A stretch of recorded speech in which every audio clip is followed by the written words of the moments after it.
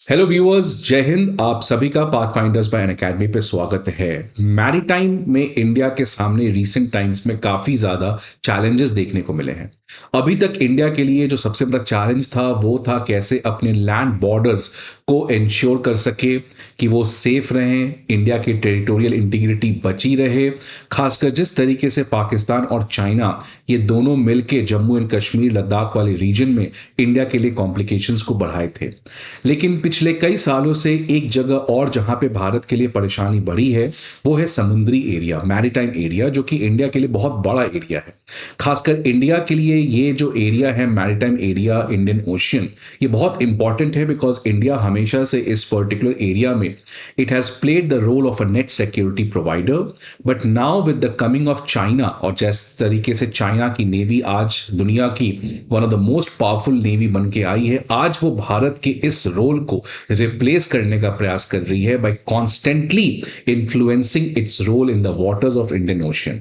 और इस काम में पाकिस्तान की नेवी भी चाइना की नेवी को साथ दे रहा है। और इनफैक्ट और भी बहुत सारे कंट्री लाइक बांग्लादेश, मालदीव्स, ऐसे कंट्रीज जो हैं वो इस समय चाइना के इस एम्बिशन को फैसिलिटेट करने का प्रयास कर रहे हैं।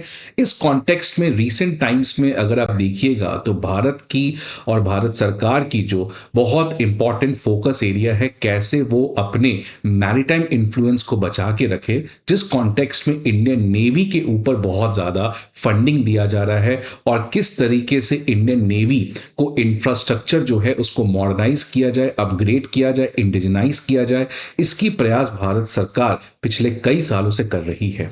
इसी प्रयास में एक बहुत इंपॉर्टेंट डेवलपमेंट नजर आ रहा है कि आईएनएस वगशीर जो है वो जनवरी 2025 में इंडियन नेवी के साथ फॉर्मली इंडक्ट किया जाएगा, जिसकी वजह से इंडियन नेवी के लिए एक सिग्निफिकेंट एडवांटेज आने वाले समय में मिल सकता है। तो आखिरकार ये आईएनएस वगशीर है क्या? आईएनएस वगशीर के आने से इंडियन नेवी को किस तरीके का फायदा मिलेगा और क्यों ये एक बहुत बड़ा डेवलपमेंट है? क्या इंडिया के सामने आज मैरीटाइम चैलेंजेस हैं और पूरी भारत सरकार की इस समय अप्रोच क्या है टुवर्ड्स द नेशनल सिक्योरिटी? इन सारे चीजों को आज के इस सेशन में we'll try to understand and we'll also try to understand the significance, the nuances of this particular development. But पहले आप ये न्यूज देख सकते हैं। आज के न्यूज़पेपर में ये आया है कि आईएनएस वगशीर जो है वो इंडियन नेवी फ्लीट को ज्वाइन करेगा बाय जनवरी 2025। ये जो आईएनएस वगशीर जो सबमरीन है, it is a hunter killer submarine under the project 75। अब ये प्रोजेक्ट 75 क्या है and what is this word hunter killer submarine? This will get back to it after some time. But पहले आप ये बात समझिए कि आखिरकार आईएनएस वगशीर का नाम वगशीर क्यों पड़ा। सो वगशीर का नाम basically it is inspired from deep sea predator sandfish. ये बहुत ही समुद्र के नीचे रहता है और ये बहुत ही ज्यादा प्रेडेटरी होता है बाकी मेरीन ऑर्गेनिजम्स के लिए। इसी के बेसिस पे वगशीर का नाम रखा गया है, क्योंकि वगशीर जो अब इंडिया का सबसे नया नेवल सबमरीन है, ये भी बहुत ज्यादा लीथल है, बहुत ज्यादा सोफिस्टिकेटेड है और बहुत ज्यादा प्रॉब्लम क्रिएट कर सकता है एनिमी सबमरीन्स और एनिमी नेवल वेसल्स के लिए। अब हंटर सबमरीन क्या होता है, जिस कैटेगरी का ये सबमरीन है?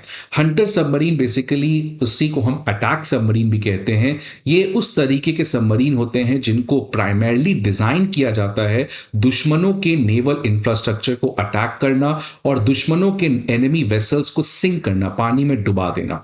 तो इसका प्राइमरी काम है अटैक करना, to destroy the enemy's navy. अब ये जो अटैक सबमरीन है या हंटर किलर सबमरीन्स हैं, ये दो तरीके के हो सकते हैं। या तो वो न्यूक्लियर पावर्ड हो सकते हैं या तो वो डीजल इलेक्ट्रिक पावर्ड हो सकते हैं। बुनियादी डिफरेंस यही है कि वो अटैक सबमरीन जो न्यूक्लियर एनर्जी से चलते हैं वो न्यूक्लियर पावर्ड सबमरीन्स होते हैं, और जो डीजल के बेसिस पे चलते हैं, जिनका एनर्जी डीजल प्रोपोल्शन से मिलता है, उनको डीजल इलेक्ट्रिक अटैक सबमरीन्स कहते हैं।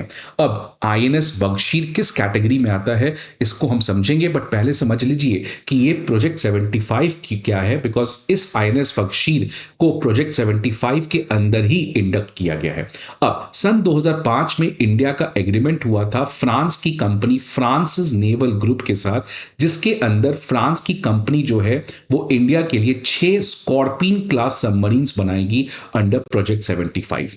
इसमें सबसे खास बात क्या था कि ये जो 6 के 6 स्कॉर्पियन क्लास सबमरीन्स हैं वो इंडिया में बनाए जाएंगे by Mazagon dock ship builders limited in Mumbai, जिसके अंदर फ्रांस की जो नेवल ग्रुप है वो इस एमडीएल कंपनी को टेक्नोलॉजी ट्रांसफर करेगी, जिसकी वजह से भारत सरकार की जो अप्रोच है मेक इन इंडिया उसको हम फुलफिल कर सकते हैं। साथ ही साथ जिस तरीके से इंडिजिनाइजेशन का काम चल रहा है डिफेंस मैन्युफैक्चरिंग में, उस पर्टिकुलर एम्बिशन को भी पूरा किया जा सकता है।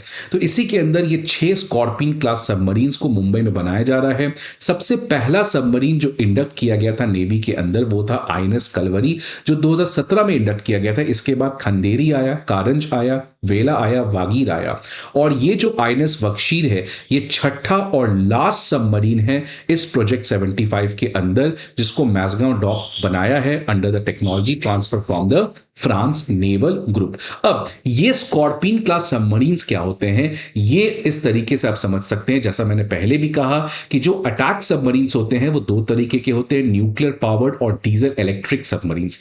ये जो स्कॉर्पियन क्लास सबमरीन्स हैं ये basically diesel electric attack submarines हैं। इसका मतलब इन सबमरीन्स की जो एनर्जी आएगी वो डीजल प्रोपल्शन से आएगी। ये जो स्कॉर्पियन क्लास सबमरीन्स है it is jointly developed by French naval group and Spanish company Navantia. तो ये दोनों मिलकर बनाते हैं और इसी सबमरीन्स को इंडिया में 6 सबमरीन्स को प्रोड्यूस किया गया है। अब क्योंकि ये लास्ट सबमरीन है प्रोजेक्ट 75 के अंदर जिसको अब इंडक्ट किया जा रहा है इंडियन नेवी के अंदर, and last is always special and that's why this particular naval submarine is very very lethal, इसलिए इसका नाम प्राइमरली वगशीर रखा गया है। अब इसकी खास बात क्या है कि ये बहुत ज्यादा प्रिसीजन अटैक्स कर सकता है, क्योंकि इसमें जिस तरीके के नेविगेशन कम्युनिकेशन इंफ्रास्ट्रक्चर को डाले गए हैं वो सबसे मॉडर्न और अपग्रेडेड फॉर्म में है। अगर इसकी स्पीड देखा जाए तो नॉर्मल सबमरीन से भी ज़्यादा है। ये अगर अंडर वाटर में 35 किलोमीटर पर आवर की स्पीड से चल सकता है और on the surface it can travel at a speed of 20 kilometre per hour. इसमें टॉर्पीडोज और एंटी शिप मिसाइल्स हमेशा तैनात किए जा सकते हैं। और एक और खास बात है कि इस वगशीर में डिफेंस के रिलेटेड टेक्नोलॉजी को भी डाला गया है कि अगर कोई एनिमी किसी तरीके का under water missile which is torpedo को लॉन्च करता है सो वगशीर अपने आप को प्रोटेक्ट कर सके। तो इन फीचर्स की वजह से it becomes very very lethal. अब आने वाले समय में इंडियन नेवी जो है वो और बहुत ज्यादा मॉडर्नाइजेशन को कर रही है, जिसमें प्रोजेक्ट 75 के आगे प्रोजेक्ट 75I को लॉन्च किया जाएगा, जिसके अंदर 6 न्यू सबमरीन्स को बनाया जाएगा विद एयर इंडिपेंडेंट प्रोपल्शन। अब एयर इंडिपेंडेंट प्रोपल्शन का मतलब क्या है कि आप समझिए कि कोई भी नॉर्मल सबमरीन है उसको हमेशा बीच बीच में सरफेस पे आना पड़ता है टू गेट द एयर, लेकिन जब उसमें हम AIP टेक्नोलॉजी को इंटीग्रेट कर देते हैं उस कॉन्टेक्स्ट में उन सबमरीन्स को पानी में ऊपर सरफेस पे आने की जरूरत काफी कम होती है, जिसकी वजह से ये सबमरीन्स पानी के नीचे काफी लंबे समय तक अपने ड्यूरेशन को एक्सटेंड कर सकते हैं। सो प्रोजेक्ट 75I के अंदर हम लोग डीजल इलेक्ट्रिक अटैक सबमरीन्स से आगे बढ़कर उन डीजल इलेक्ट्रिक अटैक सबमरीन्स में AIP के टेक्नोलॉजी को इंटीग्रेट करेंगे, जिसकी वजह से ये सबमरीन्स जो हैं वो पानी के नीचे काफी लंबे समय तक अपने ड्यूरेशन को एक्सटेंड कर सकते हैं। इसके अलावा भारत जो है वो आने वाले समय में 2 न्यूक्लियर अटैक सबमरीन्स भी बनाने जा रही है जिसको SSN कहते हैं।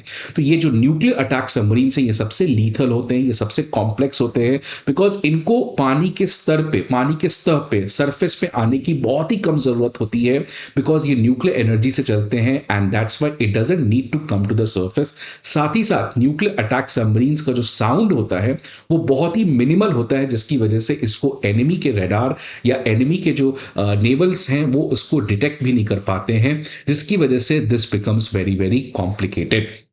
तो इसलिए आप देख सकते हैं कि इंडियन नेवी जो है वो कॉन्स्टेंटली अपने इस प्रोग्राम को मॉडर्नाइज करने का प्रयास कर रही है।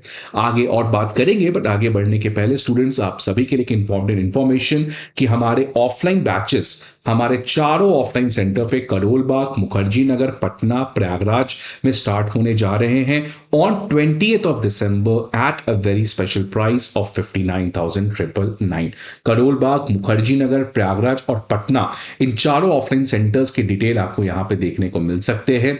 Unacademy IAS comprehensive GS course के अलावा सीसैट ऐसे writing courses, comprehensive current affairs, full length test series और ऑप्शनल जैसे कोर्सेज को भी प्रोवाइड करती है। इन सारे इंफॉर्मेशन के लिए आपको हमारे ऑफलाइन ब्रांचेस पे विजिट करना होगा, या नहीं तो आप हमारे ऐप को भी डाउनलोड कर सकते हैं जहां पे आपको ये सारे इंफॉर्मेशन प्रोवाइड किए जाएंगे। अब ये जो डेवलपमेंट है आईएनएस बख्शीर का, ये बहुत ज्यादा स्पेशल है कंसिडरिंग द टाइमिंग। कुछ दिन पहले जो इंडियन नेवल चीफ है एडमिरल दिनेश त्रिपाठी जी, उन्होंने पब्लिकली एक्नॉलेज किया था कि पाकिस्तान की नेवी सरप्राइजिंगली बहुत ज्यादा अपने आप को मॉडर्नाइज की है thanks to Turkey and China. उन दोनों की कृपा से आज पाकिस्तान की navy has become very very powerful, और इस बात को एक्नॉलेज किया था इंडियन नेवी चीफ ने। और साथ ही साथ आपको पता है कि चाइना किस तरीके से रीसेंट टाइम्स में इंडिया को स्ट्रिंग ऑफ पर्ल स्ट्रैटेजी के अंदर इंडियन ओशियन के रीजन में ट्रैप करने का प्रयास कर रहा है।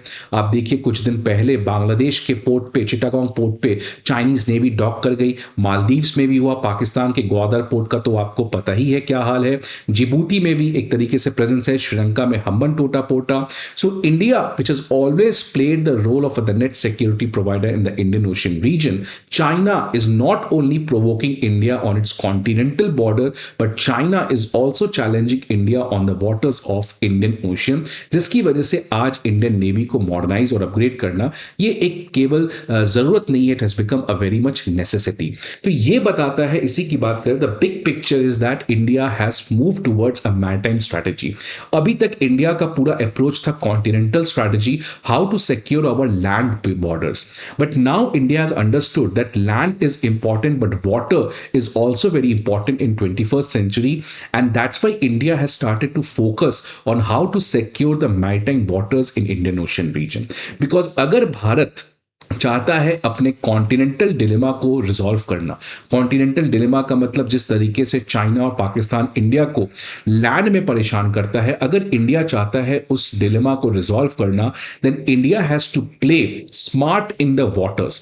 इंडिया को काफी ज्यादा एग्रेसिवली अपने इन्फ्लुएंस को मैरीटाइम में बढ़ाना पड़ेगा, क्योंकि सबसे ज्यादा प्रॉब्लम चाइना का जहां पे है वो लैंड में नहीं है, वो समुद्र में है। वो चाहे ताइवान के साथ डिस्प्यूट हो जाए, चाहे वो साउथ चाइना सी के साथ फिलीपींस, वियतनाम ऐसे कंट्री के साथ डिस्प्यूट हो जाए। इसलिए इंडिया जो है वो रीसेंट टाइम्स में आप देखिएगा मैरीटाइम के ऊपर फोकस कर रहा है, इंडो पैसिफिक के ऊपर फोकस कर रहा है, और इसका एक ही मैसेज है कि अगर हम वाटर में चाइना को चैलेंज कर सके तो चाइना को हम प्रेशराइज कर सकते हैं कि आप हमें लद्दाख और जम्मू एंड कश्मीर वाले रीजन में प्रॉब्लम मत क्रिएट कीजिए। बिकॉज अगर आप अगला गलवान करते हैं तो हम फिर अगला ताइवान के साथ रिलेशन बढ़ाएंगे, हम अगला कदम उठा के स्टेट ऑफ मलक्का को ब्लॉक कर देंगे, हम अगला क्वाड के एक्सपेंशन की बात करेंगे। So India is trying to give a message specially to China that if you are going to hit my problematic area, then I am going to hit you in your problematic area. So this a big approach change has happened with respect to India's policy. अब इसी context में आप देखिए recently एक news आया था wall street journal में, जहां पे इंडिया जो है वो एक बहुत ही बड़ा न्यूक्लियर सबमरीन बेस बनाने जा रहा है, जहां पे इंडिया के जितने भी न्यूक्लियर सबमरीन्स हैं उनको अंडरग्राउंड फैसिलिटी में स्टेशन किया जाएगा। और खास बात यह है कि ये बे ऑफ बंगाल में बनाया जा रहा है, जो कि स्ट्रेट ऑफ मलक्का से काफी करीब है। तो इंडिया का मैसेज क्लियर है, बॉस, स्ट्रेट ऑफ मलक्का जहां से चाइना का 80% ट्रेड जाता है, this is where I am going to hit you the next time if you try to create a problem for me in the Ladakh region. और इसी context में भारत जो है वो क्वाड के थ्रू अपने प्रेजेंस को इंडियन ओशियन से आगे ले जाके इंडो पैसिफिक में भी अपने प्रेजेंस को बढ़ा रहा है, सो दैट अगर हम चाइना को इंडो पैसिफिक में रोक दिए तो चाइना इंडियन ओशियन में नहीं आ सकता है। So this kind of INS Vagsheer का induction, it is a step in the right direction, और आने वाले समय में आप 2025 में और भी ऐसे बहुत सारे प्रोजेक्ट्स के ऊपर देख सकते हो, बातचीत होगा। अभी बात किया जा रहा है रफाल फाइटर जेट्स, जो एयरक्राफ्ट वेसल्स के थ्रू हम नेवी के लिए खासकर उसको डिज़ाइन किया जा रहा है। तो ऐसे बहुत सारे डेवलपमेंट चल रहे हैं आने वाले समय में, जो इंडियन नेवी को एक अच्छे पोजीशन पे ला सकते हैं। आपके क्या व्यूज़ हैं इस पर्टिकुलर डेवलपमेंट में? आप ज़रूर अपने व्यूज़ को कमेंट बॉक्स में बताएं। आई होप आपको ये वीडियो अच्छा लगे। Thanks for watching it and see you again in the next video. Till then good bye and take care. जय हिंद।